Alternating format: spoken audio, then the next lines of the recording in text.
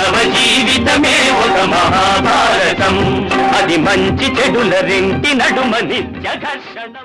నేను చూసుకుంటాను. నన్ను స్మరిస్తూ మీరు యుద్ధం చేస్తే ఆ యుద్ధంలో మీకే గెలుపు లభించేలాగా, ఒకవేళ ఓడిపోయినా అది మీకు చాలా అనుకూలమైన పరిణామంలో అయ్యేలా నేను చేస్తాను.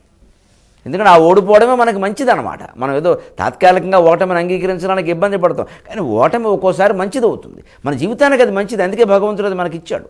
అందుకే ఏది ఇస్తే అది స్వీకరించమంటారు తత్వవేత్తలు. దాని గురించి మాట్లాడొద్దంటారు.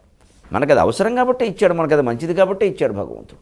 మనకి మంచిది కాకపోతే ఎప్పుడు భక్తుడికి ఇవ్వడు. నమే భక్త ప్రణశ్యతి, నా భక్తుడు నష్టపోకుండా నేను చూసుకుంటానని ఆయన చెప్పాడు.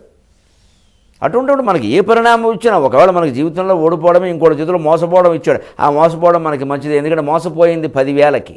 అప్పుడు మోసపోకుండా ఉండుంటే వాడి చేతిలో 10 లక్షలు పెట్టేవాళ్ళం, మనం తర్వాత దెబ్బతినేవాళ్ళం. 10,000కి మోసపోవడం మంచిది. 10 లక్షలు మిగిలాయి. 10 లక్షల్లో 10,000 తీసేస్తే 9,90,000 మిగిలాయి. అంచేత అది లాభం. చిన్న దెబ్బతో వదిలేలా చేశాడు భగవంతుడు, మనకు కళ్ళు తెరుచుకునేలాగా. ఎందుకంటే వాడికి 10,000 ఇవ్వద్దురా అని పెద్దవాళ్ళు ఎవరో చెప్పారు, వినకుండా మనం ఇచ్చాం. అప్పుడు దెబ్బ కొట్టాడు. మనం భక్తులమైండు కూడా ఎందుకు కొట్టాడు అంటే, ఈ 10,000 దెబ్బడు తగిలితే రేపొద్దున 10 లక్షల విషయంలో జాగ్రత్తగా ఉంటాడు. అది ఆ రకంగా మనకు మేలే కదా. ఇలా ఆలోచించాలి. దీన్నే పాజిటివ్ థింకింగ్ అంటారు, అనుకూల దృక్పథం. అందుకని అది మంచిదే. అందుకని అచ్యుతులుండగా ఎందుకు జరుగుతుందండి అన్నారు. అప్పుడు కూడా అర్జునుడు వెళ్ళిపోలేదండి. ఆ పౌరుషం చూడండి ఎలా ఉంటుంది. ఊరికే అన్నాడు మాధవ మన రథం అన్నాడు, కానీ భీమసేనుడు కొంచెం అలసిపోతూ పోరాడ్డాన్ని చూసి, భీమసేన అన్నయ్య నాకు అనుమానంగా ఉంది, ధర్మరాజు శిబిరానికి వెళ్ళాడని తెలిసింది నాకు. కర్ణుడి చేతుల్లో ఏదో పరాభవం జరిగిందని విన్నాను నేను. నువ్వు వెళ్ళి ఒక్కసారి అన్నగారిని చూడు, నేను ఇక్కడ యుద్ధం సంగతి చూసుకుంటా అని అంటే, భీముడు అన్నాడండి, నేను అలా చెయ్యను, నువ్వు చెయ్యి అన్నాడు. భీముడే. ధీరోద్ధతుడు వేరు, కాస్త ధీర లలితుడు వేరు. అర్జునుడు ధీర లలితుడైన నాయకుడు, ధర్మరాజు ధీరోదాత్తుడు. అందుకని ధీర లలితుడైన నాయకుడు ఆలోచన వేరు, ధీరోద్ధతుడు వేరు. ఉద్ధతుడు ఉంటుంది. నేను చేయను, నేను ఇప్పుడు వెళ్ళిపోతే వీళ్ళందరూ ఓడిపోయారనుకుంటాను. నేను వీళ్ళని చూసుకునే వెళతాను. నేను అలా వెళ్ళను శిబిరానికి, కావాలంటే నువ్వే వెళ్ళన్నాడు. లేదయ్యా సంశప్తకులు ఇంకా చాలామంది ఉన్నారు, వాళ్ళని చంపి వెళ్ళాలి నేను, వాళ్ళ మధ్యలోంచి వెళ్ళడానికి వీలు లేదు, ఆ సంశప్తకుల సంగతి నేను చూస్తా, నువ్వు వెళ్ళమన్నాడు. ఇది భీమునికి అర్జునునికి మనస్తత్వంలో ఉండే తేడా. అంచేది అందరూ ఒక తల్లి బిడ్డలైనా మనస్తత్వాలు వేరుగా ఉంటాయి. ఎవరు మనస్తత్వాలను బట్టే వారు కార్యక్రమాలు చేపట్టుకోవాలి. అర్జునుడు చేసేటువంటి కొన్ని రకాల సాహసాలు భీముడు చేస్తే బాగుండదు, భీముడు చేసేటువంటి దుస్సాహసాలు అర్జునుడు చేస్తే బాగుండదు.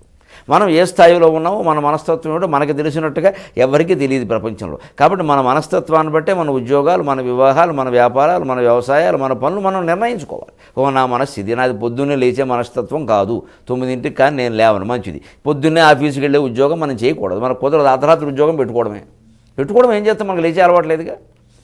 పెట్టుకోవడం 11 గంటకో 12 డ్యూటీకి వెళ్ళడం, అక్కడి నుంచి ఎప్పుడో రావడం, పడుకోవడం 10 వరకు, గొడవ లేదు అంతే. అలాంటి ఉద్యోగం పెట్టుకోవాలి, నైట్ డ్యూటీ. ఒక్కొక్కడికి పొద్దున్న లేవకుండా ఉండలేడు, నిద్ర పట్టదు, వాడు పొద్దున్న 8ంటికే కార్యాలయానికి వెళ్ళే ఉద్యోగం పెట్టుకోవాలి. ఎందుకంటే పొద్దున్న నిద్ర లేచే అలవాటు లేని వాడు ముఖ్యంగా కార్యాలయానికైనా పనికొస్తాడు, కర్షక వృత్తికి పనికిరాడు, వ్యవసాయానికి పనికిరాడు. వ్యవసాయానికి వెళ్ళేవాడు రాత్రి తెల్లరగట్ట 4ంటికి లేవాలి, అలా ఏదైనా పనికొస్తాడు. ఇలా చూసుకోవడం దాన్ని బట్టి. ఇప్పుడు ఇక్కడి నుంచి వెళ్ళి అర్జునుడు భీముని యొక్క అనుమతి తీసుకుని కృష్ణుడితో సహా, కృష్ణుడు కూడా అన్నాడు, అక్కడ అవసరం అన్నాడు. ఇక్కడ కాస్త ఈయన అలసిపోవలసిందే, ఆయన అరసడ తీరవలసిందే, ధర్మరాజు విషయం కనుక్కుందాం, ఏదో అవమానం జరిగిందిట, ఒక్కసారి వెళ్ళి పలకరిస్తే సంతోషిస్తాడు, అయితే నన్ను పట్టించుకోలేదు ఎవరు అనుకుంటాడు అని ధర్మరాజు శిబిరానికి వెళ్ళారు. అక్కడ ఆయన మనం ఇదివరకు చెప్పుకున్నట్టుగానే శయ్య మీద పడుకుని విపరీతమైనటువంటి పరాభవ అనలం అగ్గిని దహించేస్తూ ఉంటే శయ్య మీద పడుకుని ఆ గుచ్చుకున్న బాణాలన్నీ తీయించుకుని పరిచర్యలు చేయించుకుంటున్నాడు. కానీ హృదయం భగ్గును మండిపోతుంది. ఎప్పుడు అర్జునుడు కర్ణుడిని చంపుతాడు, ఆ శుభవార్త నా చెవిని వేస్తాడు అనుకుంటున్నాడు. ఇంతట్లో అక్కడ ద్వారం దగ్గర ఉన్నవారు, జయము మహారాజా, ధర్మరాజుల వారికి జయము, మీ ప్రియ సోదరుడైన అర్జునుడు శ్రీకృష్ణుడు మీ దర్శనార్థం వస్తున్నారు అనగానే ఆయనకి చాలా ఆనందమే. ఒక్కసారి లేచి, మా తమ్ముడు ఆజన్మ పాండవ ద్వేషియగు కర్ణుని తెగటార్చియే ఉండనోపు అని ముందుకు వెళ్ళిపోయాడు. ఇది తిరుపతి వెంకట కవుల వచనం. మా తమ్ముడు ఆజన్మ పాండవ ద్వేషియగు కర్ణుని తెగటార్చి నన్ను ఓదార్పరానోపు. నాకు అవమానం జరిగిందని తెలుసుండి అర్జునుడు సహించలేక కర్ణుడిని వేసేసి ఉంటాడు. అదిగో నన్ను నాకు ధైర్యం చెప్పడానికి, ఓదార్చడానికి, నాకు మంచి మాటలు చెప్పడానికి వస్తున్నాడు. ఇది తమ్ముడు అంటే ఇది అని. ఇంకా తమ్ముడు ఇంకా గుమ్మంలోకి రాకుండానే ఎదురు వెళ్ళి తమ్ముడిని కౌగులించుకొని, తమ్ముడా ఎన్నడు కర్ణుడీల్గో మనకెన్నడు యుద్ధ భరంబుదీరు. తిరుపతి వెంకట కవులు ఎంత సమయోచితమైన పద్యం రాశారో చూడండి. కందుకూరు చిరంజీవిరావు గారు పాడుతుంటే పరవశించి వినేవాళ్ళం. తెల్లారకట్ట 4 గంటలకు వస్తుంది ఈ పద్యం. ఎన్నడు కర్ణుడీల్గు మనకెన్నడు యుద్ధ భరంబుదీరు నాకెన్నడు సంతసంబు ఘటించు ఇకెన్నడికెన్నడంచు. తమ్ముడా వీరోచితమైన కార్యం చేశావు, నిజమైన తమ్ముడు అంటే నువ్వే. అర్జునుడు ఆశ్చర్యపోతున్నాడు, ఏమిటి ఇంత మెచ్చుకుంటున్నాడు. ఎన్నడు కర్ణుడీల్గు మనకెన్నడు యుద్ధ భరంబుదీరు నాకెన్నడు సంతసంబు ఘటించు ఇకెన్నడికెన్నడంచు ఆ పన్నుడనై మురారి పదపద్మముల ఆరని భక్తి గొల్వ. ఆ పన్నుడనై మురారి పదపద్మములారని భక్తి గొల్వ. ఆ చెన్నటి నేటి కిందెగుట చేకురనయ్య. ఆ చెన్నటి నేటి కిందెగుట చేకురెనయ్య అనుంగు తమ్ముడా.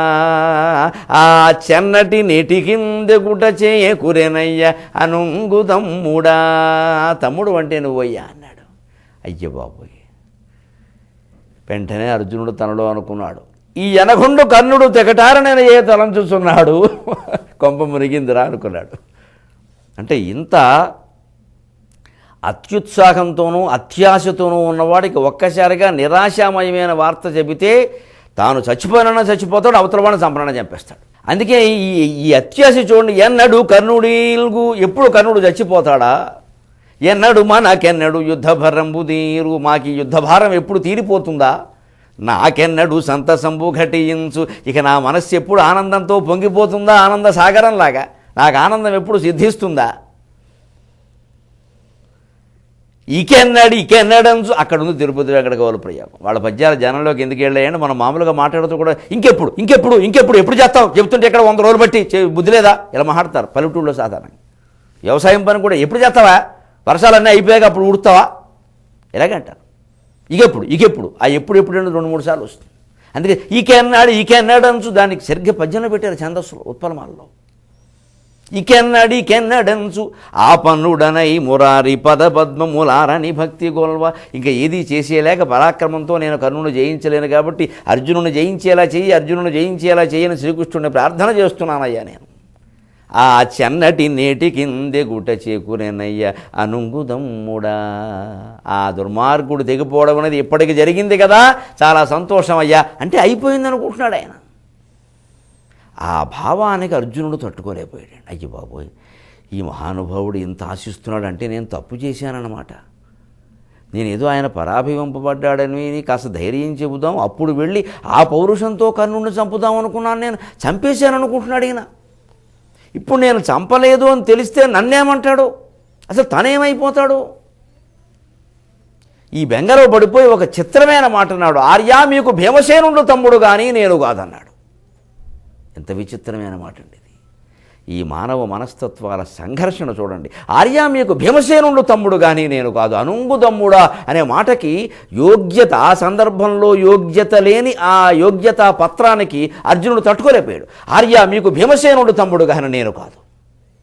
ఏమిటి ఈ మాటకు అర్థం, దీని వ్యాఖ్య ఏమిటి, అసలు ఈ విపరీత భావోద్వేగాలు కలిగిన మనుషుల యొక్క ప్రవర్తనలు ఎలా ఉంటాయి, దీన్ని సంక్షోభ నివారణగా డిజాస్టర్ మేనేజ్మెంట్ అంటారు ఇంగ్లీష్లో.